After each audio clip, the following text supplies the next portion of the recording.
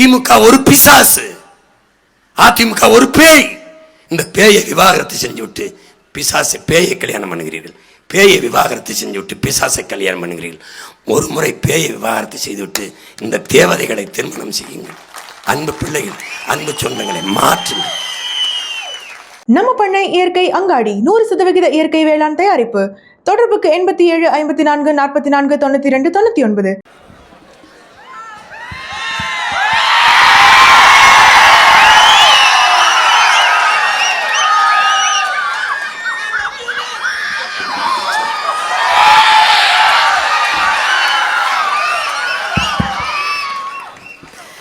எங்களின் உயிரோடும் உணர்வோடும் கலந்து வாழுகின்ற என் அன்பு சொந்தங்கள் அனைவருக்கும் வணக்கம்.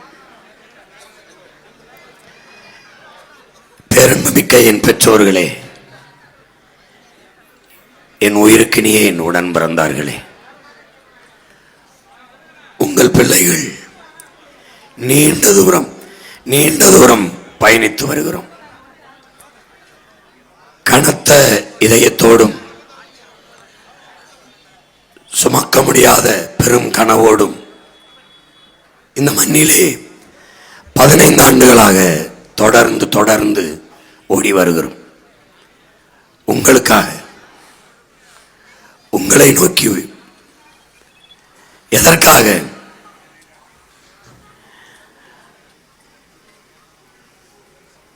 தாழ்த்தி வீழ்த்தப்பட்ட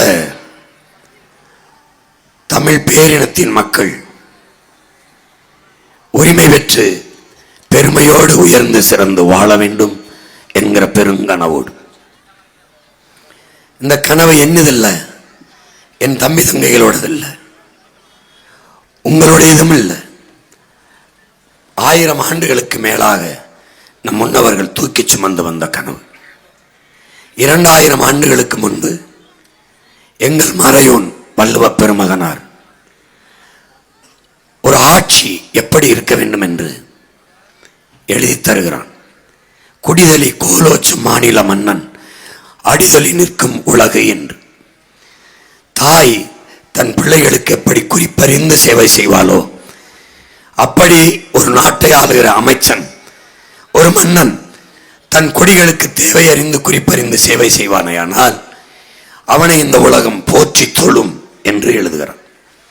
அப்படி ஒரு ஆட்சி இந்த நிலத்தில் அமைய வேண்டும் என்று. உருவசியும் ஓவா பிணியும் செருவகையும் சேராது இயல்வது நாடு என்கிறான். அப்படி ஒரு நாட்டை படைக்க வேண்டும் என்ற கனவோடு மணி நீரும் மண்ணும் மலரும் மண்ணும் மலையும் அணிலர் காடும் உடையது அரண் என்கிறான். இங்கே மணி நீரும் இல்லை, மண்ணும் இல்லை, அணிலர் காடும் இல்லை. அதையெல்லாம் காக்க வேண்டும் என்கிற பெருங்கனவோடு இங்கே அதற்கு பின்னவர்கள் எங்கள் மூவேந்தர்கள் சேர சோழ பாண்டியர்கள் அறத்தின் வழி நின்று ஆட்சி செய்தார்கள். அரசியல் பிழைத்தோருக்கு அறமே கூற்றாகும் என்கிறான் எங்கள் மூதாதை இளங்கோவடிகள்.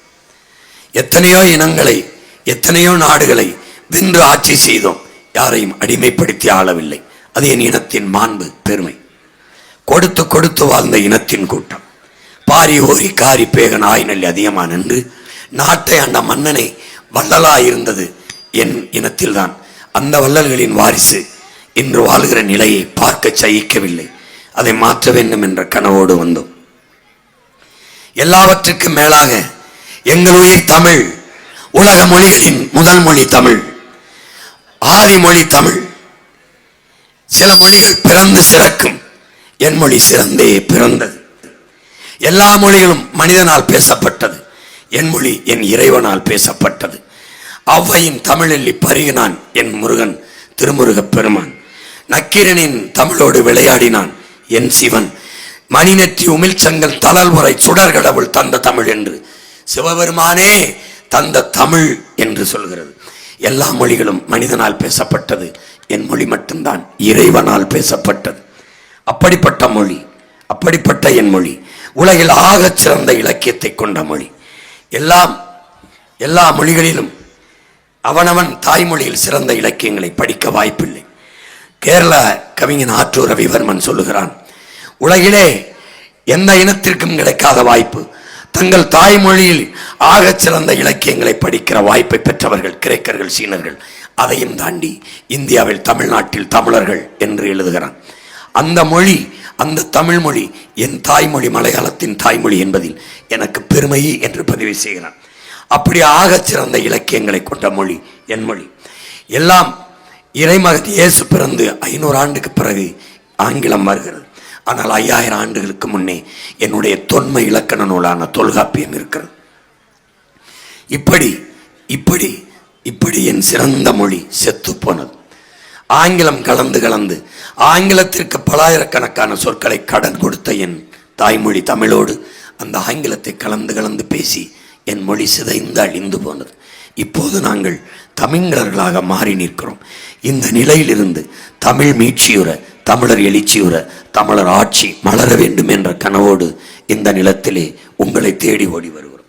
இங்கே எல்லா வளமும் என் நிலத்தில் இருக்கிறது. காடு, மலை, கடல், ஆறு, அருவி, ஆடு, மாடு, கோழி, கரும்பு, வாழை, தென்னை எல்லாம் இருக்கிறது. எல்லா வளங்களும் இருந்து என் வயிறு நிறைய பசி இருக்கிறது, என் வீடு நிறைய வறுமை இருக்கிறது.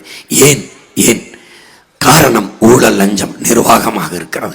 இந்த ஊழல் லஞ்சத்தை ஒழித்து உண்மையும் நேர்மையான நிர்வாகத்தை நிறுவுவதற்காக வேண்டும் என்கிற கனவோடு உங்களை தேடி ஓடி வருகிறோம்.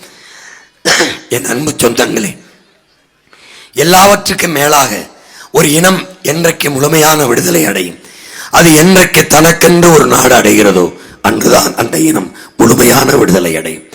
அந்த விடுதலையை அடைவதற்கு எங்கள் உயிர் தலைவன், என் இனத்தில் இவனுக்கும் தோன்றாத ஒரு பெரும் கனவு அவனுக்கு தோன்றியது. என் பாட்டன் ராஜராஜ சோழனுக்கோ ராஜேந்திரனுக்கோ இந்த கனவு இருந்தால் உலகில் 3/4 நாடு என் தாயகமாக இருந்திருக்கும். ஆனால் அந்த கனவு இல்லாதானால் தமிழ் தேசியனத்திற்கென்று தனித்த விடுதலை பெற்ற ஒரு தாயகம் வேண்டும் என்கிற கனவு இருந்தது எங்கள் உயிர் தலைவன் மேதகவே பிரபாகரனுக்கு மட்டும்தான். அந்த கனவை நிறைவேற்ற ஈழதாயகத்தில் கருவி ஏந்தி மாபெரும் புரட்சியை செய்தான். உலகில் இத்தனை நாடுகள் பிரிந்த போதெல்லாம் அதை விடுதலை சுதந்திரம் என்று பேசிய உலகத்தார் நாங்கள் விடுதலை கேட்டபோது, சுதந்திரம் கேட்டபோது அதை பிரிவினைவாதம், தீவிரவாதம் என்று பழி சுமத்தி எங்கள் கண் முன்னால் அழித்தார்கள். அழித்ததற்கு காரணமாக இருந்தது இந்தியாவை ஆண்ட காங்கிரஸ் கட்சி. கூட நின்றது திராவிட முன்னேற்ற கழகம் என்ற கட்சி. போரை போராடி நிறுத்துகிற உயரத்தில் இருந்த பாரதிய ஜனதா அதிமுக வேடிக்கை பார்த்தது. கண்ணு முன்னாடி இனச்சாவை பார்க்க சகிக்க முடியாத பிள்ளைகள், கொத்துக்குண்டுக்கு கரியாகிய இனம் செத்து விழுந்ததை பார்க்க முடியாது. பிஞ்சு குழந்தைகள் குடல் தனி, கழுத்து தனி, கார்தனியாக செதறி விழுந்ததை பார்க்க சகிக்காத பிள்ளைகள் கதறி துடித்தோம். என்ன செய்வது என்று தெரியவில்லை. நிற்கதியாக நின்றோம். இந்த கட்சிகள், இந்த ஆட்சிகள், இந்த தலைவர்கள் எங்களுக்கானவர்கள் என்று எண்ணி ஏமாற்றப்பட்டோம். இவர்கள் என் மொழியை காப்பார்கள், என் நிலத்தை காப்பார்கள், என் மலையை, என் ஆறை, என் அருவியை, என் கடலை காப்பார்கள் என்று நம்பினோம். என் நிலத்தை, வளத்தை, என் மக்களின் நலத்தை காப்பாற்றுவார்கள் என்று நம்பினோம். கடைசியாக ஏமாற்றப்பட்டோம். ஏமாற்றப்பட்ட இடத்தில் இருந்துதான் பேராற்றல் அருவி போல கொட்டும் என்கிறார் ஐயா இறையன்பு. அப்படி ஏமாற்றப்பட்ட இடத்தில் பேரறிவியாக பெருக்கெடுத்து நாங்கள் இந்த நிலத்தில் ஓடத் தொடங்கினோம். அதுதான் நாம் தமிழர் என்ற அரசியல் புரட்சி பெரும்படை என்பதை என் அன்பு தமிழ் சொந்தங்கள் புரிந்து கொள்ள வேண்டும். அடிபட்ட புலியும் அடிமைப்பட்ட இனமும் எழுச்சி கொண்டால் எவரும் எதிர் நிற்க முடியாது என்கிறார் ஐயா இறையன்பு. நான் அடிமைப்பட்ட இனம் மட்டுமல்ல, அடிபட்ட புலியும் கூட எழுச்சி கொண்டு வருகிறோம். எவரும் எதிர் நிற்க முடியாது. அதனால்தான் கூட்டம் சேர்த்துக்கொண்டு 22 கட்சி 15 கட்சிகளோடு கூட்டம் சேர்த்துக்கொண்டு இந்த களத்தில் எங்களோடு மோதுகிறார்கள். நேர்மையற்ற ஆட்சியாளர்கள், நேர்மையற்ற தலைவர்கள் வாக்குக்கு காசை கொடுத்து என் மக்களிடத்திலே வாக்கை பறிக்கிறார்கள், வாங்குகிறார்கள், பர்ச்சேஸ் பண்ணுகிறார்கள். உங்கள் பிள்ளைகள் ₹1 வாக்குக்கு காசு கொடுக்காமல் உண்மையின் நேர்மையை முன்வைத்து, காசை கொடுக்காமல் ஆகச் சிறந்த கருத்தை முன்வைத்து, கோடிகளை கொட்டாமல் உயர்ந்த கொள்கையை முன்னிறுத்தி 36 லட்சம் வாக்குகளை வாங்கி 3வது பெரிய கட்சியாக இந்த நாட்டில் உயர்ந்து நிற்கிறோம் என்றால் தனித்த அங்கீகாரம் பெற்ற ஒரு மாநில கட்சியாக வளர்ந்து நிற்கிறோம் என்றால் அது இந்த மண்ணிலே எங்கள் உழைப்புக்கு கிடைத்ததல்ல. தன்மானமிக்க இனமானமிக்க என் தமிழ் சொந்தங்கள் எங்கள் உழைப்புக்கும் நாங்கள் முன்வைத்த தத்துவ நிலைப்பாட்டிற்கும் சமரசம் செய்யாது, சீட்டுக்கும் நோட்டுக்கும் பேரம் பேசியவனோடவும் சமரசம் செய்யாத நாங்கள் நின்ற நிலைப்பாட்டிற்கு என் சொந்தங்கள் தந்த பரிசு இந்த உயரம். முன்பெல்லாம் என் சின்னத்தை 2வது 3வது பெட்டியில் தேடும், இன்னைக்கு முதல் பெட்டியிலேயே என் சின்னத்தை வைக்க வேண்டிய உயரத்திற்கு என் சொந்தங்கள் கொண்டு வந்து நிறுத்தினார்கள். அதிலும் பல இடங்களில் முதலில் எடுத்தவுடனேயே கலப்பை ஏந்திய என் விவசாயி நிற்கிறார். ஏன் ஏன் பெட்டியில் 1வது பெட்டியில் 1ஆக என் விவசாயி இருக்கிறான் என்றால், இந்த உலகத்தில் நம்பர் 1ஆக முதலில் இருக்க வேண்டியவன் விவசாயி தான் என்பதை உணர்த்துவதற்கு நம்பர் 1ஆக இருக்கிறார். என் அன்பை பெற்றோர்களே, என் அன்பை தம்பி தங்கைகளே, நாங்கள் வென்றே ஆக வேண்டும். ஏன் சிதைந்த அழிந்து போன நம் உயிர் தாய்மொழியை மீட்க நாங்கள் வென்றே தீர வேண்டும், வென்றே தீர வேண்டும். வரலாற்றில் புறக்கணிக்கப்பட்ட மக்கள் நாங்கள். எம்முடைய வரலாறு இல்லை. வரலாற்றை படைப்பவனுக்கு வரலாற்றை எழுத நேரம் இருக்காது, விட்டுவிட்டான். எனக்கு என் பாட்டன் பெருவுடையார் கோயிலை பார்த்தால் ராஜராஜன் ஆண்டான், அருண்மொழி சோழன் ஆண்டான், அரசேந்திரன் ஆண்டான், அதுதான் சான்று. கல்லணையை கண்டால் என் பாட்டன் கரிகாலன் ஆண்டான், அதுதான் சான்று. சிலப்பதிகாரத்தில் இலக்கிய சான்றுதான். பகுருளி ஆற்றுடன் பல்மலை அடுக்கத்து குமரி கொடும் கொடுங்கடல் கொண்டு வடதிசை கங்கையும் இமயம் கொண்டு தென் திசை ஆண்ட தென்னவன் வாடி பாட்டு இலக்கியம்தான், வரலாறு இல்லை. வரலாறு இல்லை, எங்களுக்கென்று வரலாறு இல்லை. இலக்கிய சான்றுதான். மறைக்கப்பட்டோம், புறக்கணிக்கப்பட்டோம். இங்கே 60 ஆண்டு 70 ஆண்டுகளாக திராவிடர் ஆட்சி, 60 ஆண்டுகள் 100 ஆண்டு கால திராவிட வரலாறே தீந்தமிழ் இனத்தின் வரலாறு. 50,000 ஆண்டுகளுக்கு மொத்த என் அன்னை தமிழ் சமூகத்தின் வரலாறாக மாற்றி எழுதியவர்கள், கட்டமைத்தவர்கள் இந்த திராவிடர்கள். எனக்கு வரலாறு இருக்கிறது, தேடுகிறேன். அவனுக்கு இல்லை, திருடுகிறான். என் அடையாளங்களை எல்லாம் தன்னடையாளங்களாக மாற்றுகிறான். பெருவுடையார் கோயிலா திராவிட கட்டிடக்கலை, கல்லணையா திராவிட கட்டிடம், கீழடியா திராவிட நாகரிகம், எல்லாம் திருடி திருடி தனதாக்குவான். பொங்கலா திராவிட பொங்கல், திருநாளா திராவிட திருநாள், எல்லாவற்றையும் திருடுவான். என் மீது சுமத்தி விட்டான் திராவிட அடையாளத்தை, தூக்கி எறிய வேண்டும். புரட்சியாளர் அம்பேத்கர் என் மீது சுமத்தப்பட்ட சாதிய இழிவை துடைத்தெறிய போராடாமல் இருப்பதை விட செத்து ஒழிவதே மேலானது என்கிறார். உங்கள் பிள்ளைகள் நாங்கள் எங்கள் மீது சுமத்தப்பட்ட திராவிட இழிவை துடைத்தெறிய போராடாமல் இருப்பதை விட செத்து ஒழிவதே மேலானது என்ற கிளர்ச்சிகர சிந்தனையோடு இந்த களத்திலே நிற்கிறோம். எல்லாம் பெரியார் திராவிடர்கள் இல்லை. என் இனத்தின் முன்னோர்கள் எல்லாரும் பெரியார். நாங்கள் பெரியார் தான் படிக்க வைத்தார் இல்லை, எங்கள் தாத்தன் காமராஜர் தான் படிக்க வைத்தார். நாங்கள் திராவிடர்கள். திருட்டு கூட்டம் அந்த பக்கம் இல்லை, நாங்கள் தமிழர்கள், நாங்கள் இந்த பக்கம். ஊழல் லஞ்சம் அவர்கள் அந்த பக்கம், உண்மை நேர்மை உங்கள் பிள்ளைகள் இந்த பக்கம். பணத்துக்கு வாக்கு, இனத்துக்கு தூக்கு, நோட்டுக்கு ஓட்டு, நாட்டுக்கு வேட்டு. பணம் இருந்தால் பணம் கொடுத்து, பணம் இருந்தால் தான் அரசியல் செய்ய முடியும். அங்கே மாண்புமிக்க ஜனநாயகம் மரணிக்கிறது, கேடுகட்ட பணநாயகம் பிறக்கிறது. பணத்தை முதலீடு செய்கிறவன் லாப தேவைக்குத்தான், மக்கள் சேவைக்கு இல்லை. ஒரு முதலீட்டாளன், இந்த வேட்பாளன் 30 கோடி முதலீடு செய்கிறான் திமுக காரன் என்றால், 30 கோடி செய்கிறான் அதிமுக காரன் என்றால், அந்த முதலீட்டை வைத்து 300 கோடி 3000 கோடி எப்படி ஈட்டலாம் என்ற எண்ணத்தில் இருப்பானா? மக்களுக்கு எப்படி சேவை செய்ய வேண்டும் என்ற எண்ணத்தில் இருப்பானா? அறிவு சமூகம் சிந்திக்க வேண்டும். அதனால்தான் கேடுகட்ட பணநாயகத்தை வீழ்த்தி மாண்புமிக்க ஜனநாயகத்தை மறுபடி மலரச் செய்ய உங்கள் பிள்ளைகள் இந்த புரட்சிகர அரசியலை முன்னெடுக்கிறோம். நீங்கள் நன்றாக கவனியுங்கள், நன்றாக கவனியுங்கள். ஒரு அரசு கொடுத்திருக்க வேண்டியது எதை? கல்வியை, மருத்துவத்தை, குடிநீரை. தரமான கல்வி, தரமான மருத்துவம், தூய குடிநீரை கொடுத்திருக்க வேண்டியது ஒரு அரசின் கடமை. கல்வி மானுட உரிமை, கொடுக்க வேண்டியது அரசின் கடமை. கொடுக்காமல் இருப்பது மாபெரும் கொடுமை. மாணவனை கடன் வாங்கி படிக்க வைத்து விட்டு கல்வி கடனை ஒவ்வொரு தேர்தல் வருவதும் தள்ளுபடி பண்ணுகிறேன். உங்கள் பிள்ளைகள் இந்த அரசு, இந்த ஆட்சியாளர்களை தள்ளுபடி செய்ய வேண்டும் என்று போராடுகிறோம். இதுதான் இங்கே இருக்கிற தேர்தல் நிலைப்பாடு. புரிந்து கொள்ள வேண்டும். விவசாயி கடனாளி, விவசாயி கடனை தள்ளுபடி செய்கிறேன், விவசாயி கடனை தள்ளுபடி செய்கிறேன். ஏன் விவசாயி கடனாளி ஆகிறான்? யாரிடத்தில் பதில் உண்டு? ஏன் சிறைக்கிற பிளேட்டு கத்தி செய்கிறவன் பணக்காரனா இருக்க, கடனாளி இல்லை.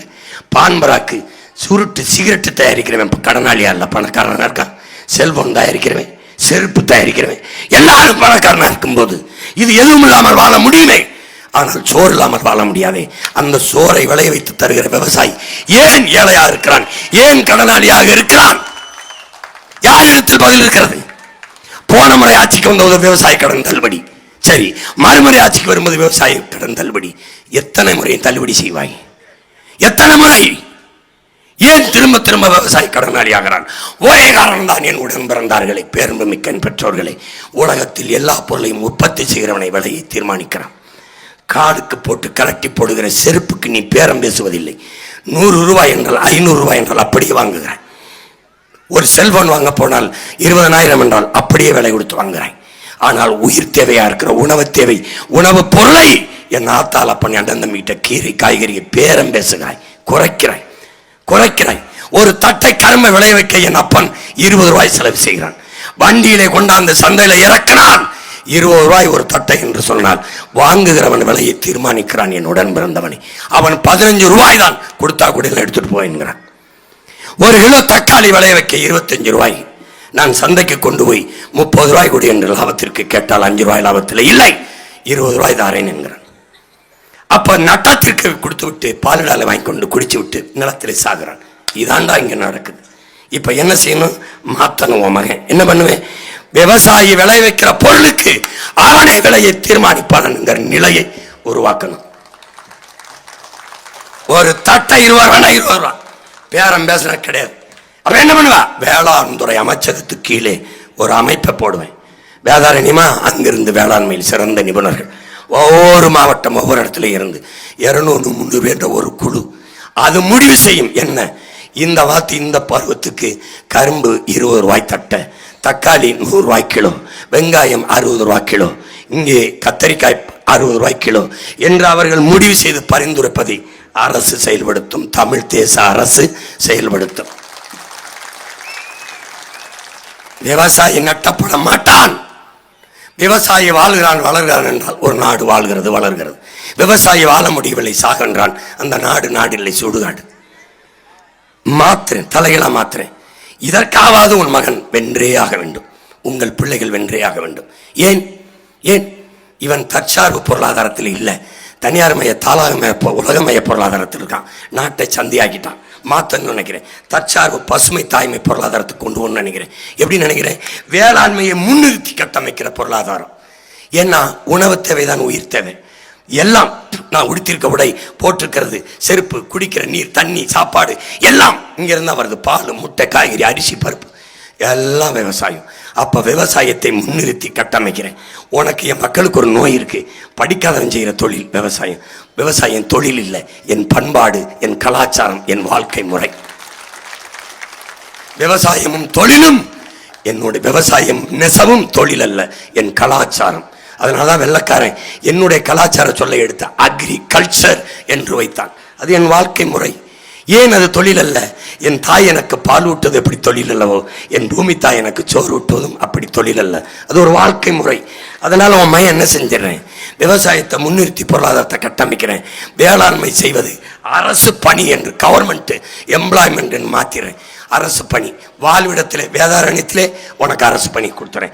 ஆடு மாடு வளர்த்தல், நெசவு செய்தல், பட்டுப்பூச்சி வளர்த்தல், நாட்டுக்குழி வளர்த்தல், தேனீக்கள் வளர்த்தல், கரும்பு சார்ந்த தொழிற்சாலை, வாழை சார்ந்த தொழிற்சாலை, தென்னை சார்ந்த தொழிற்சாலை, பனை சார்ந்த தொழிற்சாலை என்று நிலமும் வளமும் சார்ந்த தொழிற்சாலைகளை நிறுவி வாழ்விடத்திலே படித்தவன் படிக்காதவன் அனைவருக்கும் அரசு வேலை.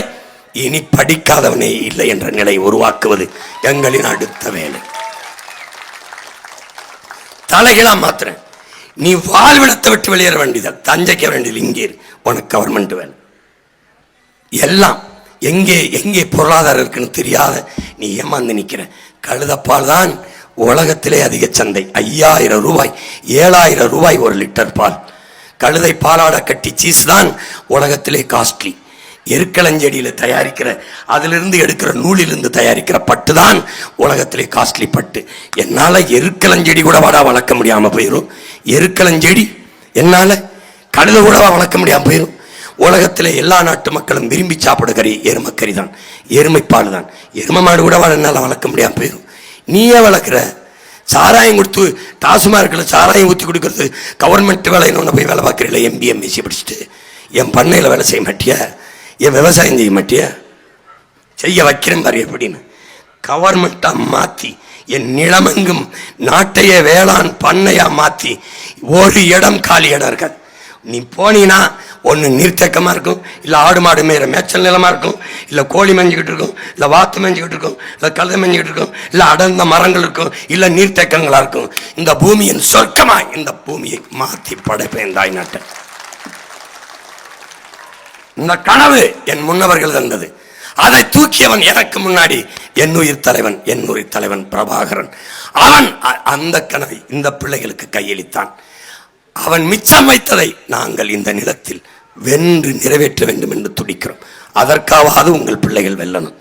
உலகத்தின் முதல் தரத்தில் கல்வியிலே பின்லாந்து, 2வது தென்கொரியா, 3வது சிங்கப்பூர்.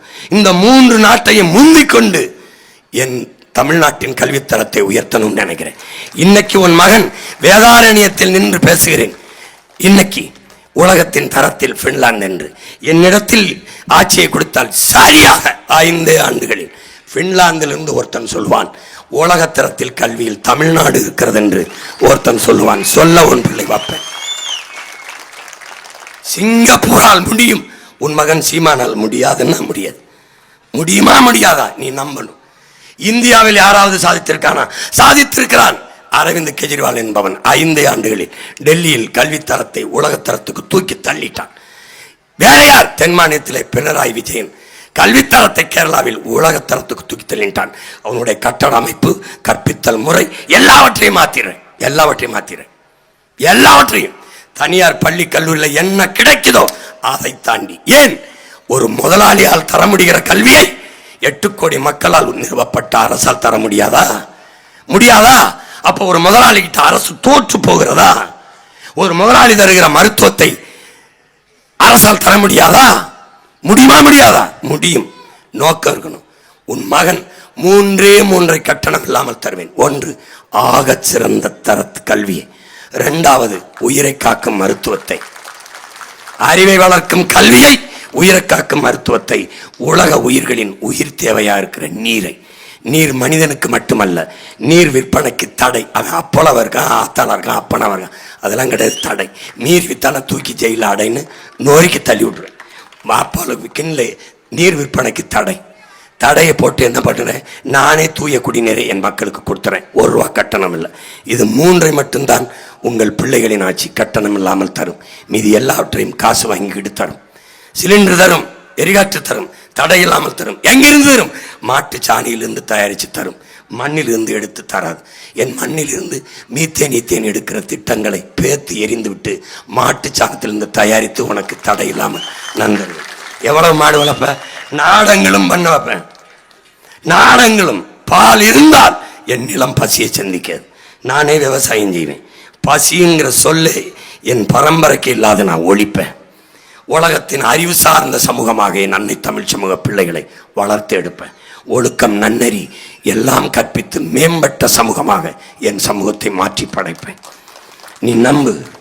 உலகத்தின் தலை சிறந்த நாடாக மாற்றுவேன். வேலை இல்லைங்கிற சொல்லுக்கே வேலை இல்லாமல் மாற்றுவேன். ஏன்? படித்தவன் படிக்காதவன் கணக்கில்லாத தொழிற்சாலைகள். கரும்பு சார்ந்த தொழிற்சாலை போட்டு காட்டியிருக்கனே பாரு, அலைபேசியில் இருக்கு. கரும்பு சார்ந்த தொழிற்சாலை, வாழை சார்ந்த தொழிற்சாலை, தென்னை சார்ந்து, பனை சார்ந்து, மரவள்ளிக்கிழங்கு சார்ந்து, பருத்தி சார்ந்து, என்ன வருகிறதோ அது சார்ந்த தொழிற்சாலை, வேலை வாய்ப்பு, வளர்ச்சி கொண்டு போய் முதலிடத்தில் நிறுத்துவேன். பீஃப் எக்ஸ்போர்ட்டுகே இந்துஸ்தான் நம்பர் 1ங்கிறார் ஐயா மோடி. சரியாக 5 ஆண்டுகளில் பீஃப் எக்ஸ்போர்ட்டுகே தமிழ்நாடு நம்பர் 1 என்று மாற்றுவேன்.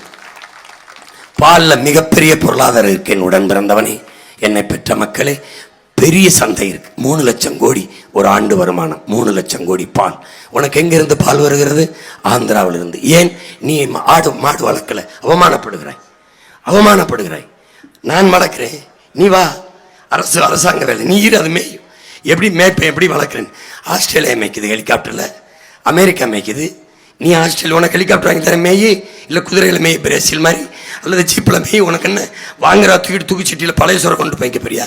இல்லை, நவீனப்படுத்தி உலகத்தின் மிக நவீனமாக மாட்டுப்பண்ணை ஆட்டுப்பண்ணை உருவாக்கி மிகப்பெரிய பொருளாதாரத்தை உன் மகன் ஈட்டுவேன். அந்த மாட்டுச்சாணி ஆட்டுச்சாணியிலிருந்து கணக்கில்லாத டன் டன்னா லட்சக்கணக்கான டன் பயோகேஸ் எடுத்து சிலிண்டர் அடைச்சி உனக்கு கொடுப்பேன். ஓசியா இல்லை, உற்பத்தி செலவை எடுத்துக்கிட்டு கொடுப்பேன். நான் ஓசி பஸ் ஓட்ட வந்த ஆள் இல்லை உன் மையன். ஏசி பஸ் ஓட்டுறேன், டிக்கெட் எடுத்து ஒழுங்கா போ. மாணவர்களுக்கு இலவச பஸ் கிடையாது. இலவச பஸ் கிடையாது. ஏன்? கல்வியை நான் தரமாக கொடுத்துறேன், சரியாக கொடுத்துறேன், சமமாக கொடுத்துறேன். நீ உனக்கு குறைந்த கட்டணத்துக்கு தரேன் தரமான போக்குவரத்து. அதில் நீ போ. 3 கிலோமீட்டர் 4 கிலோமீட்டருக்குள்ள தான் கல்லூரி பள்ளிக்கூடங்களெல்லாம் கொண்டு வருவேன். நல்ல சைக்கிள் தரேன் புதுசாக. சைக்கிளில் போ, உனக்கு உடல் நலமும் இருக்கும், ஒழுக்கமும் இருக்கும். நல்லா போய் படி, நல்லா படி. பால் தரேன், முட்டை நாட்டுக்கோழி வளர்க்குறேன், முட்டை சாப்பிடு. இந்த சர்க்கரை வெள்ளை சர்க்கரையை ஒளி, பனை வெள்ளம் தரேன், பனங்கருப்பட்டி தரேன், இந்த கரும்புலேருந்து தயாரிக்கிற நல்ல நாட்டு சர்க்கரை தரேன், தேன் பண்ணை வச்சு நானே வளர்க்குறேன், தேன் தரேன். இதை பயன்படுத்து. வெள்ளை சர்க்கரை தான் சாப்பிட்டு தான் சாவேன்னா 2 மடங்கு வரியை விதிக்கிறேன், கட்டிட்டு செத்துப்போ. அதனால நீ அந்த எது நாட்டு சர்க்கரை தவிர எதுவும் இருக்காது. எல்லா இடத்தையும் தொழிற்சாலைகளாக நிறுவி, நிலமும் வளமும் சார்ந்த தொழிற்சாலையை நிறுவி வேலை வாய்ப்பு வளர்ச்சி என்று கொண்டு வந்துடுவேன். என்னுடைய திட்டம் நீர், வயிறு, அறிவு, உயிர், பயன், வளர்ச்சி. முதல்ல என்ன செய்வேன்? நீர் வளத்தை பெருக்குவேன். ஒரு வந்த உடனே காவிரியில் எனக்கு தண்ணி வேணாம்னு நானே அறிவிச்சிருவேன். முல்லை பெரியாற்றில் தண்ணி வேணாம்னு. எனக்கு 4300 டிஎம்சி ஒரு ஆண்டுக்கு மழை பெய்து நீர் கிடைக்குது. 2000 பயன்படுத்துகிறேன்னு சொல்கிறான், மீதியை கடலில் கலக்க விடுறான்.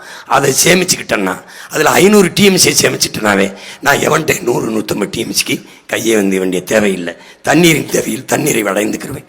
ராசி மணலில் அணை கட்டி, பாண்டியார் பொன்னம்பலால் அணை கட்டி திருப்பிடுவேன். பெரிய ராட்சச குழாய்கள் மூலமாக எங்கே தூக்கிட்டு வந்துடுவேன். இங்கே வீரநாராயண ஏரி என் பாட்டம் கட்டினது 16 கிலோமீட்டர். ஒரு சிறு கடல்.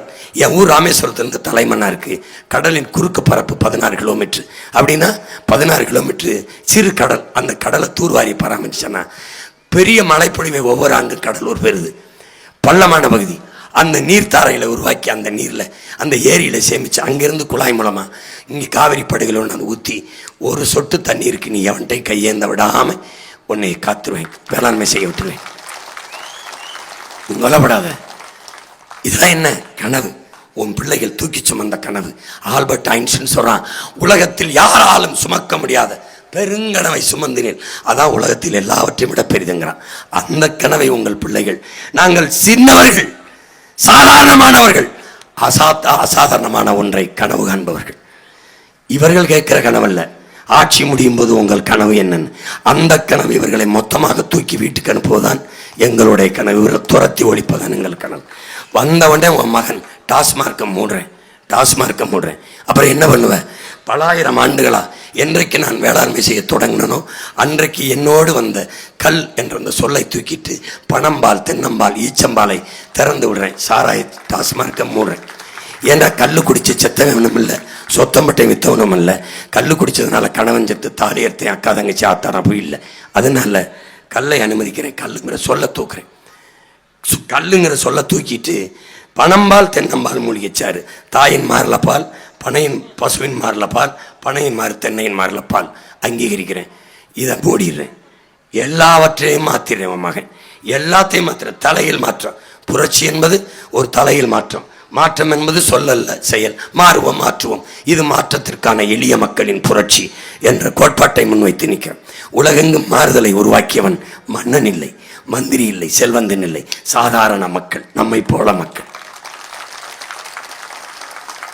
மாறுதல் என்பது மகத்தான ஒன்று. மாற்றம் என்பது மகத்தான ஒன்று. ஆனால் அது கொஞ்சம் காலம் எடுத்துக்கொள்கிறது. அந்த காலம் வரை பொறுத்துக்கொள்ள மக்களால் முடியவில்லை. என்ன செய்கிறார்கள்?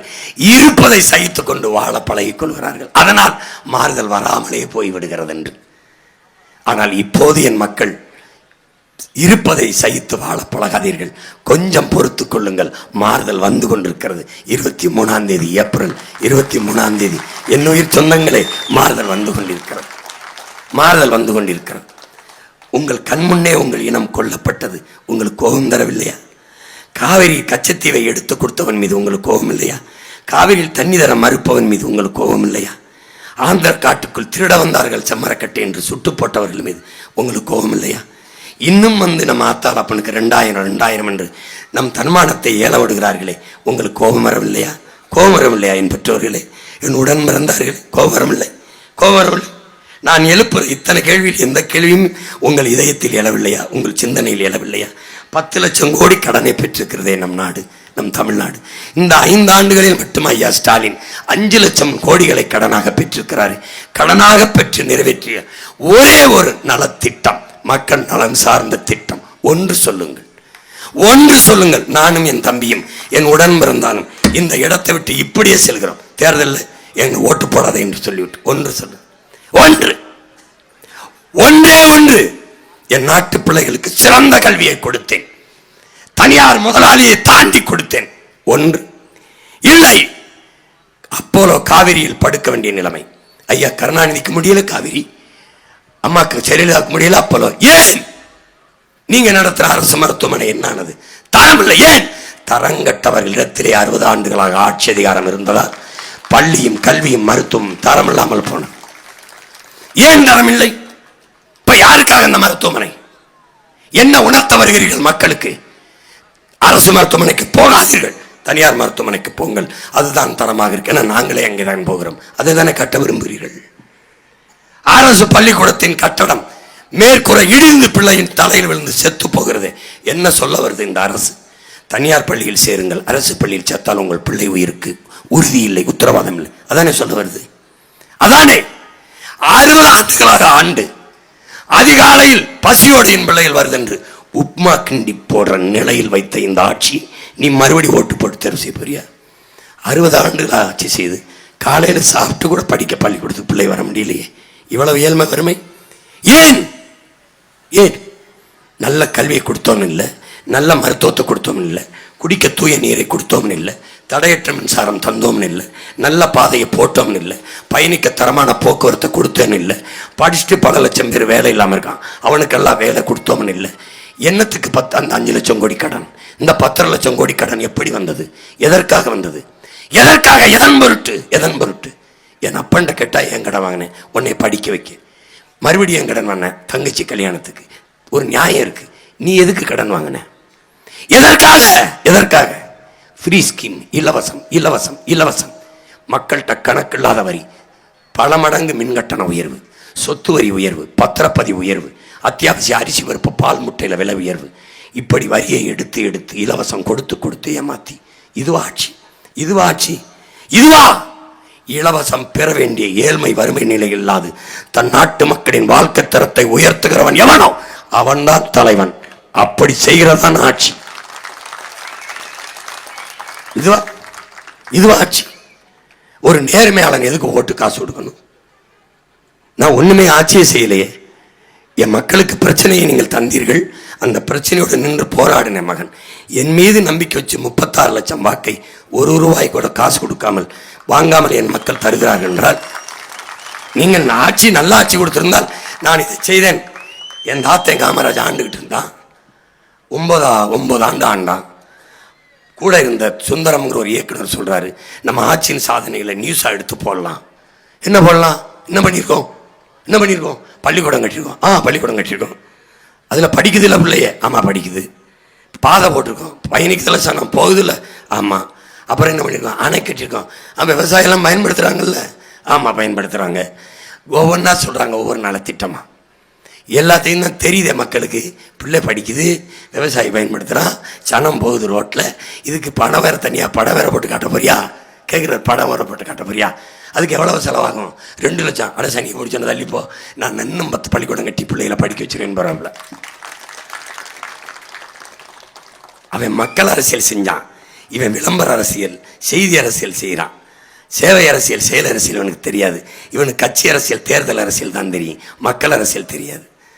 அந்த தாத்தன் மக்களுக்கு நாம் செய்த திட்டங்கள் தெரியும், ஓட்டு போடுவாங்கன்னு நினச்சான். இவன் இப்படி விளம்பரம் பண்ணலை, ஓட்டுக்கு காசு கொடுக்கல.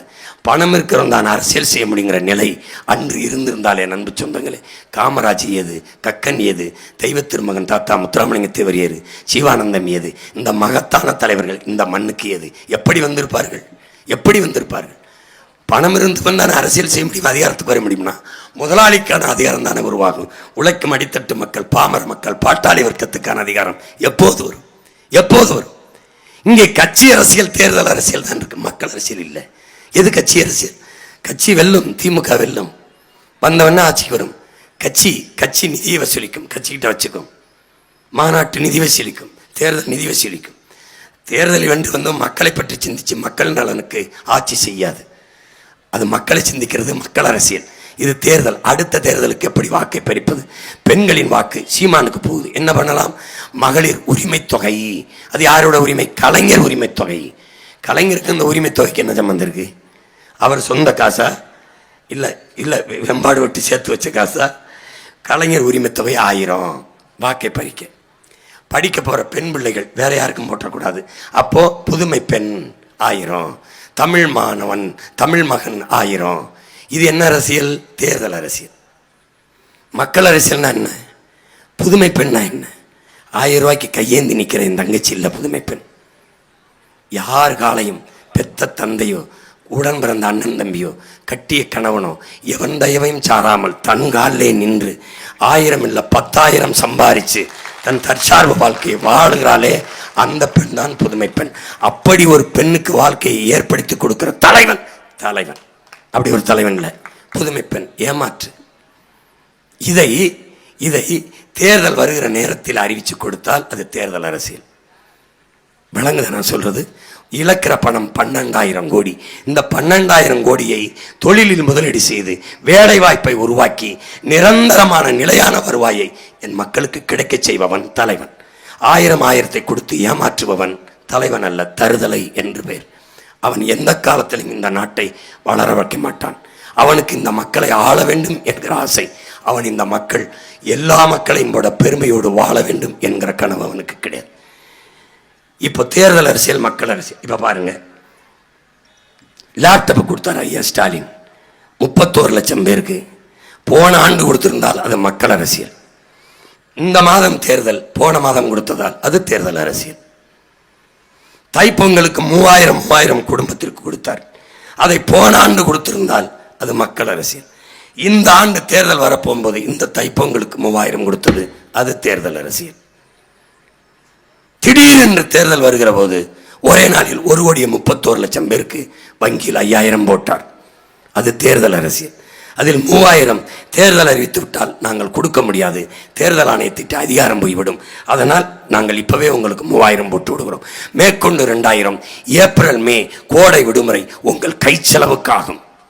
இந்த ஆண்டுல தான் ஏப்ரல் மே வருகிறது. இப்போதான் கை செலவு காசு தேவைப்படுகிறதா? இப்போ போன ஆண்டு ஏப்ரல் மே வந்ததே, அதுக்கே 2000 தரல. அப்ப தேர்தல் வரும்போது வருகிற ஏப்ரல் மேக்கு மாதம் 1000 கை செலவுக்கு வருதுன்னா இதுதான் தேர்தல் அரசியல். உங்களுக்கு புரியுதுன்னு நினைக்கிறேன். இப்போ தேர்தல் அரசியலை ஒழித்து மக்கள் அரசியலை கட்டமைக்க நினைக்கிறோம் உங்கள் பிள்ளைகள். இந்த திமுக அதிமுக செய்தி அரசியல், விளம்பர அரசியல் செய்யும், சேவை அரசியல், செயல் அரசியல் செய்யாது. அது என்ன செய்தி அரசியல், சேவை அரசியல், விளம்பர அரசியல்? செப்டம்பர் 16 குடும்ப தலைவிக்கு 1000 கொடுக்க போகிறோம். ஜனவரி 1 விளம்பரம். இதுதான் செய்தி அரசியல், விளம்பர அரசியல். விளங்குதுன்னு நினைக்கிறேன். விளங்குத? இப்போ தேர்தல் வருது, 8000 டோக்கன். இது செய்தி அரசியல், விளம்பர அரசியல். ஐயா எடப்பாடி 10,000 டோக்கன். இவங்க ஓட்டல் முதலாளிகள் டோக்கனை வாங்கிட்டு சாப்பிட போக அனுப்புற மாதிரி கல்லாப்பட்டு இருந்து டோக்கன் கொடுப்பால முதலாளிகள், அது மாதிரி டோக்கன் முதலாளிகள். நீ முதலமைச்சரையால் தேர்வு செய்கிற, நீ குடிக்க வச்சு 25 லட்சம் பேர் நம்ம அக்கா தங்கச்சி ஆத்தா சின்னத்தா தாலி அறுத்த வயலில் நீ தலைவனாக ஏற்று திரும்ப திரும்ப திரும்ப திரும்ப ஓட்ட உட்கார வைக்கிற. நீ படிச்சிருக்கில்ல, உலகம்பரா பார்க்கிறில்ல, எல்லா நாட்டிலையும் கல் இருக்கே. ஏன் ஓன எல்லா மாநிலத்திலையும் கல் இருக்கு. Malaysia, Singapore, Thailand, America, Australia, France, எல்லா நாட்டிலையும் கல் இருக்கு. எல்லா மாநிலத்திற்கு, கேரளாவில், கர்நாடகா, ஆந்திராவில், புதுச்சேரியில், பீகாரில், குஜராத்தில், ராஜஸ்தானில், மத்திய பிரதேசத்தில், உத்தரப்பிரதேசம், எல்லா மாநிலத்திலும் கல் இருக்கு. ஓ மாநிலத்தில் மட்டும் அந்த இடம் இருக்கு. உன் மாநிலத்தில் மட்டும் கல் எப்படி மதுவானது? ஏன் கல்லை திறந்து விட்டால் டாஸ்மார்க் வியாபாரம் விழுந்துவிடும். டாஸ்மார்க் வியாபாரம் விழுந்தால் என்ன, சாராய ஆலை இவர்களுடையது, அதிலிருந்து சரக்கு எடுக்கிற வியாபாரம் குறைந்துவிடும். அதனால் இங்கே கல் மதுவானது. இது ஒன்றுக்காவது இவங்களை கொன்று புதைக்கணும். நாம் என்ன செய்யணும்? தொலைக்கணும், தொலைச்சிடணும். உன் மையம் என்ன பண்ணுவேன், வந்தவொடனே சாராய ஆலையை லாக் பண்ணுவேன். நான் சரக்கு எடுக்க மாட்டேன், டாஸ்மார்க்கை மூடுறேன், சரக்கெல்லாம் வேணாம், நீ வேற ஏதாவது மாநிலத்துக்கு வேணா விற்றுக்க, க்ளோஸ். அப்புறம் என்ன பண்ணுவேன், குடிகாரன்னு சொன்னால் கோச்சுப்பாங்க குடிக்கிற மக்கள். மது பிரியர்களே, டாஸ்மாக் சரக்கில் இருக்கிற மது தேவையான அளவு குடிச்சு தீர்த்துருங்க, இனி கிடைக்காது. போய் இஷ்டத்து குடிங்க, காசு கிடையாது, எவ்வளோ குடிக்கும் நம்ம குடிச்சா அழிச்சு. ஏன்னா மது ஒழிப்பு மாநாடு நடக்கும், திரைக்கு பின்னாடி உட்காந்து குடிச்சிக்கிட்டு இருப்பான். ஏன்னா குடிச்சிக்கிட்டு இருக்கீங்க, மதுவை ஒழிக்கணும்னே, குடிச்சு ஒழிக்கணும்னே. என் தம்பி மதுரை முத்து ஒரு நிகழ்ச்சியில், நீங்கள் முதலமைச்சரானா மதுவை ஒழிப்பில், ஆமாம் எப்படி இப்படி கேப்பீங்கன்னு தான் அந்த வரைக்கும் ஒழிச்சு கொண்டாந்துருக்கேன். அவனுக்கு எடுப்புலேருந்து ஒரு குவார்டர் எடுப்பாப்புல. அது மாதிரி இவங்க எப்பேற்பட்ட அயோக்கியங்க பார். எல்லா மாநிலத்திலையும் கல் இருக்கும்போது இந்த மாநிலத்தில் தடையை வச்சு ஓடிச்சான். கள்ளச்சாராயம் காய்ச்சினவனை சுடலைவேன். இந்த திராவிட முன்னேற்ற கழக ஆட்சியாளர்களின் காவல்துறை கள்ளச்சாராயம் காய்ச்சி மரக்காணத்தில் 19 பேரை கொன்னவனை, கள்ளக்குறிச்சியில் 63 பேரை கொன்னவனை இவன் சுடலை. கல் இறக்குனான், பனையில் ஏறி கல் இறக்குனான்னு 2 காலையும் சுட்டு உயிரோட பணமாக்கிட்டான்னா இவனை என்ன செய்யலாம்னு சொல்லு. சரி, கல் இறக்கணுவனை சுட்ட சாராயங்காய்ச்சி விற்கிறவங்க முதலமைச்சர், இந்த அரசு அதிபர்களை என்ன செய்யலாம்னு சொல்லு. எப்படி கொடுமை கொடுமை கொடுமை. இவன் டாஸ்மார்க் சரக்கை குளிரூட்டப்பட்ட அறையில் பாதுகாத்து வைக்கிறான், சிசிடிவி கேமரா வைக்கிறான், 2 போலீஸை ப்ரொடெக்ஷனுக்கு போடுறான். என் ஆத்தால் அப்போ வெம்பாடு விட்டு விளைய வச்ச நெல்லை, வேர்வை சிந்தி விளைய வச்ச நெல்லை வீதியில் போட்டு கொள்முதல் செய்து சேமிப்பு கிடங்களை சேமிக்காமல் ரோட்டில் போட்டு முளைக்க வைக்கிறான். வேர்வை சிந்து விளைய வச்ச என் ஆத்தால் அப்போ கண்ணீர் சிந்து கதறிக்கிட்டு நிற்கிறான். இந்த நிலையை மாற்றணும்டா, இந்த நிலையை மாற்றணும், இந்த நிலையை மாற்றணும். அதுக்கு ஒரே ஒரு வழிதான் இருக்குது. நான் ஒற்றை மகனால் இது சாதிக்க முடியாது, நம்ம ஒவ்வொருவரும் நினச்சா சாதிக்கலாம். நீ புதுசாக டிஎம்கே ஓட்டு போடல, புதுசாக சூரியனுக்கு ஓட்டு போடல, புதுசாக ரெட்டலைக்கு போடல, புதுசாக கை சின்னம் தாமரைக்கு போடல, போட்டாச்சு, ரொம்ப போட்டேன், போட்டு எங்களை ரோட்டில் தூக்கி போட்டேன்.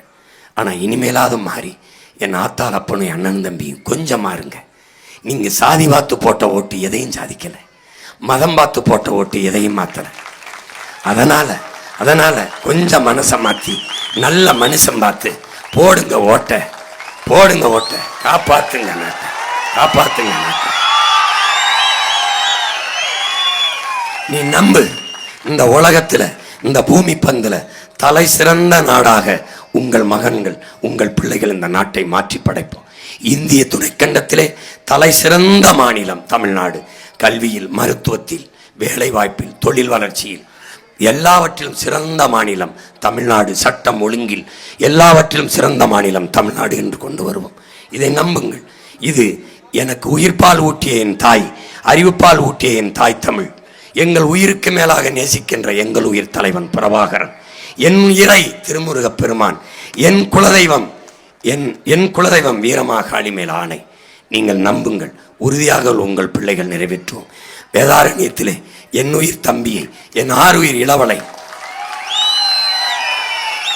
இந்த இனத்தின் எதிர்கால வலிமைமிக்க அரசியல் படையின் சிறப்பு மிகுந்த தளபதியை இந்த களத்திலே நிறுத்தியிருக்கிறேன்.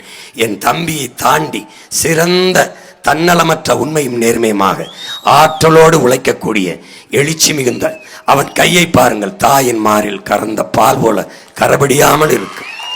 லஞ்சம் பெற்றான், ஊழல் செய்தான், எந்த வழக்கு இருக்கிறதே, குண்டாசில் சிறைக்கு போனான், கொள்ளையடித்தல்ல, கொலை செய்தல்ல.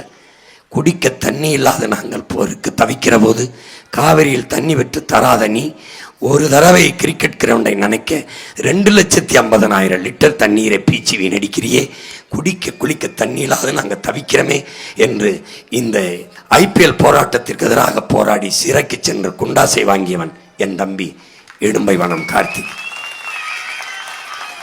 இன்னைக்கு போட்டியிடுகிற எல்லா வேட்பாளரையும் என் பிள்ளையை நிறுத்துகிறேன், அவனோடு தர்க்கம் செய்து வென்று விடுங்கள், தோல்வியை ஒற்றுக்கொண்டு நாங்கள் விலகி விடுகிறோம். யாருக்கு தகுதி இருக்கிறது? என்னையை விடு, என் தம்பி தங்கைகளை வென்று காட்டு, வென்று காட்டு. என் முன்னவர்கள் எடுத்த ஆயுதங்களுக்கெல்லாம் எதிராயுதம், வலிமையான ஆயுதம் உங்கள் எதிரிகள், எங்கள் எதிரிகள் உங்களிடத்தில் இருந்தது. ஆனால் அவன் பின்னவர்கள் பிரபாகரன் பிள்ளைகள், என் தலைவன் எடுத்த ஆயுதத்தை கூட எதிரான ஆயுதம் நீ வைத்திருந்தாய். ஆனால் அவன் பிள்ளைகள், நாங்கள் தூக்கி இருக்கிற அறிவாயுதத்துக்கு எதிராக உலகத்தில் எவனிடத்திலும் வலிமை மிக்க ஆயுதம் இல்லை. இனிமேல் எங்களுக்கு எதிரான வலிமை மிக்க ஆயுதத்தை தூக்குவதாக இருந்தால் அவன் எங்களுக்கு பிறந்த பிள்ளை, அவனாக இருப்பான், வேற எவனும் இங்க இல்லை. மாற்றி காட்டுவோம் இது தமிழ்நாட்டை. தன்மானமிக்க தமிழர் நிறைந்து வாழ்கிற நாடு, திருமறைக்காடு என்ற வேதாரண்யம். என் தலைவன் போராடிய போராட்டத்திற்கு வாசலை திறந்து அரிசி, பருப்பு, மண்ணெண்ணெய், ஆயுதம், கருவி எல்லாவற்றையும் கொடுத்து இந்த திருமறைக்காடிலே என் தம்பியை களத்திலே நிறுத்தியிருக்கிறேன். அவன் வெல்லவில்லை என்றால் இந்த தமிழ் சமூகம் கொடுத்து வைத்தது அவ்வளவுதான். உனக்காக, உன் உரிமைக்காக குரலை அவன் சட்டசபையில் எழுப்புவதுதான் நீ பிறந்த பிறவிக்கு நீ செய்ய வேண்டிய பிறவி கடன்.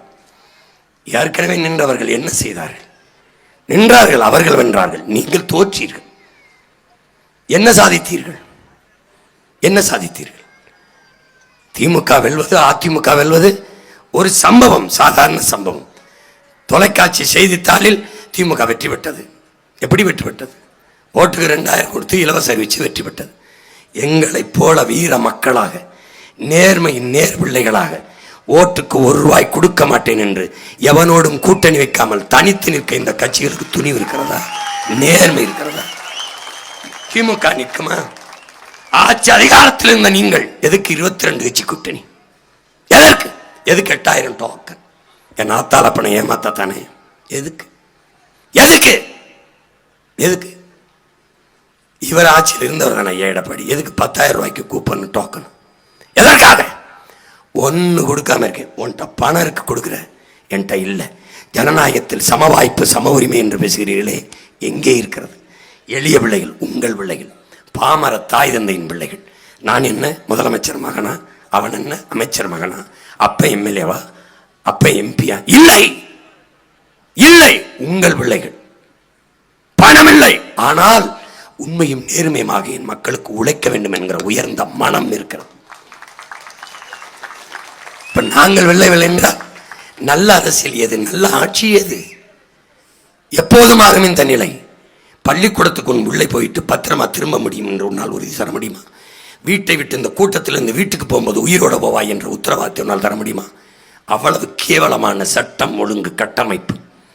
2 வயது குழந்தையை கற்பழித்துக் கொள்கிறான், 6 வயது அம்மாவை கற்பழித்துக் கொள்கிறான், காவல் காக்க வேண்டிய காவலர்களை கஸ்டடியில் அடித்து பல 100 பேரை கொள்கிறார்கள். எங்கே போகிறது உன் நாடு? எங்கே போகிறது? அறிவு சமூகமே, சிந்தி மாத்து. தாத்தா பட்டுக்கோட்டை சென்போது சிந்தித்து பார்த்து செய்கையை மாத்து. சிறுசா இருக்கையில் திருத்திக்கோ, தவறு சிறுசா இருக்கையில் திருத்திக்கோ. தெரிஞ்சும் தெரியாம நடந்திருந்தா அது திரும்பவும் வராம பார்த்துக்கோ. இது சிறுசா இல்ல, 60 ஆண்டு பெருசா இருக்கு, திருத்த முடியாது. சாத்தி சாத்தி வெளுத்து வெளுத்து விரட்டு, வழி கிடையாது. இது சிறுசா இருக்கையில் திருத்த முடியாது, ரொம்ப பெருசாயிருச்சு. இது தெரிஞ்சும் தெரியாம நடக்கல, தெரிஞ்சே 60 ஆண்டுகளாக நடந்துருச்சு. திமுகவை வீழ்த்திடுவோம், அதிமுகவை எடுத்து வச்சுருவோம். டாஸ்மார்க்க முடிவாரா? இல்லை ஊழல் லஞ்சம் இருக்காதா? உன் மலையை, உன் பூமி தாயின் மலை மாறி இருக்காமல் இருப்பாங்களா? ஆத்துமன் இல்லாமல் இருக்காங்களா? கமிஷன் வாங்காமல் கையெழுத்து போடுவாங்களா? கொலை கொள்ளை இல்லாமல் இருக்குமா? கற்பழிப்பு வன்கொடுமை இல்லாமல் இருக்குமா? சரி, இப்போ அதிமுக வச்சா மாறிடுமா? தீமைக்கு எப்படி தீமைக்கு மாற்று என்னை பெற்றோர்களே? நெருப்பை நெருப்பை வைத்து எப்படி அணைப்பீர்கள்? திமுகவை ஒழிக்க வேண்டும். யாரை வைத்து? யாரை வைத்து? நெருப்பை தண்ணீரை வைத்து தான் அனுப்பீர்கள். அந்த தண்ணீர் யார்? திமுக ஒரு பிசாசு, அதிமுக ஒரு பேய். இந்த பேயை விவாகரத்து செஞ்சு விட்டு பிசாசை, பேயை கல்யாணம் பண்ணுகிறீர்கள். பேயை விவாகரத்து செஞ்சு விட்டு பிசாசை கல்யாணம் பண்ணுகிறீர்கள். ஒரு முறை பேயை விவாகரத்து செய்துவிட்டு இந்த தேவதைகளை திருமணம் செய்யுங்கள். அன்பு பிள்ளைகள், அன்பு சொந்தங்களை மாற்றுங்கள். தீமைக்கு மாற்று தீமை அல்ல, நன்மை. அந்த நன்மை யார்? எவனுக்கு கனவு இருக்கு, எவன் அக்கறையோடு பேசுகிறான், எவன் இந்த மண்ணின் மீது மக்களின் மீது கொண்ட காதலோடு கத்துகிறான், அதை கூட தெரியாது. அது கூட தெரியாது. எல்லாவற்றிலும் சரியானதை செய்த என் மக்கள் சரியானதானே செய்வீர்கள். கரும்பு போடுற இடத்தில் வாழையை போடுவீர்களா? வாழை போடுற இடத்தில் தென்னையை போடுவீர்களா? எல்லாம் பார்த்து பார்த்து தானே செய்வீர்கள். பொண்ணு பார்க்க போனால் நல்ல பொண்ணு, மாப்பிள்ளை பார்க்க போனால் நல்ல மாப்பிள்ளை, சாப்பிட போனால் நல்ல சாப்பாடு, சட்டை வாங்க போனால் நல்ல சாப்பாடு, செல்ஃபோன் வாங்க போனால் நல்ல செல்ஃபோன், கார் வாங்க போனால் நல்ல கார், எல்லாவற்றிலும் நல்லது நல்லது நல்லது. இப்படி தேடி தேடி தேர்வு செய்கிற என் சொந்தங்கள் 5 ஆண்டு கால நாட்டின் எதிர்காலத்தை தீர்மானிக்க போகிற, முடிவு செய்ய போகிற தலைவனை மட்டும் ஏன் தருதலைகளை தற்கொலைகளை இந்த முடிச்சவைகளை திருட்டு பயில்களாக தேர்வு செய்து வைக்கிறீங்க? ஏன் தலைவரை தேர்வு செய்து இவ்வளவு தடுமாற்றம்? எதற்காக? எதற்காக? அதான் இருந்து வாழ்ந்து பார்த்துட்டில்ல ஐயா ஸ்டாலின் ஆட்சியில், அதான் எடப்பாடி ஐயா ஆட்சியில் வாழ்ந்து பார்த்துட்டில்ல. ஒரே முறை உங்கள் பிள்ளைகளின் ஆட்சியில் வாழ்ந்துதான் பாருங்களேன். ஒரு முறை வாழ்ந்துதான் எப்படித்தான் இருக்கும் பாருங்களேன், எப்படித்தான் இருக்கும். பூமியின் சொர்க்கமாக இந்த நிலத்தை மாற்றி படைப்பேன் உங்க மகன். சின்ன மூளை, நிறைய வேலை, கோடி கனவு கொண்டோம், கூடி நிறைவேற்ற ஓடி வாருங்களின் சொந்தங்களை என்று கைவிரித்து வருகிறோம். ஓட்டுக்காக அல்ல, இந்த நாட்டுக்காக, வாக்குக்காக அல்ல, உங்கள் எதிர்கால வாழ்க்கைக்காக. என் உயிர் சொந்தங்களே, என் அன்பு தம்பி தங்கைகளே, உங்கள் வயதை ஒத்த என் தம்பி, எவ்வளவு கனவு எல்லாம் இருக்கும். அவன் பயணித்தது என்னை விட அதிகமாக. எனக்கு கூட ஒரு மகிழ் வந்திருக்கு, எனக்கு கூட விண்ணூர்தி பயணச்சீட்டு போட என் தம்பி தங்கைகள். அவன் பேருந்திலே பயணம் செய்து இனமுணவும் மான உணவும் ஊட்டி ஊட்டி இந்த இனத்தின் பிள்ளைகளை உசிப்பு வருகிற இளைய தலைமுறை புரட்சியாளன் என் தம்பி கார்த்திக். தர்க்க அறிவில் அவனை வெல்ல இனி ஒருவன் பிறந்து இந்த மண்ணில் வர வேண்டும். எளிய வாழ்க்கை வாழ்ந்து கொண்டு வீழ்ந்த தமிழ் சமூகம் மேலல வேண்டும் என்று இந்த வயதில் இருந்து அர்ப்பணித்து போராடுகிறவன் என் உயிர் தம்பி கார்த்திக் அவர்கள். இடும்பை வனம் என்ற அவன் பிறந்த மண்ணுக்கு பெருமை சேர்க்கிற மகத்தான தலைவனாக இந்த மண்ணிலிருந்து வருவான். அவனை கைவிட்டு விடாதீர்கள். காலமும் வரலாறும் உங்களை மன்னிக்காது. இப்படிப்பட்ட தம்பியை, ஒரு தளபதியை சீமான் வேதாரண்யத்துக்கு தந்தான், திருமறைக்காட்டுக்கு தந்தான். நாங்கள் தான் கைவிட்டு விட்டோம் என்ற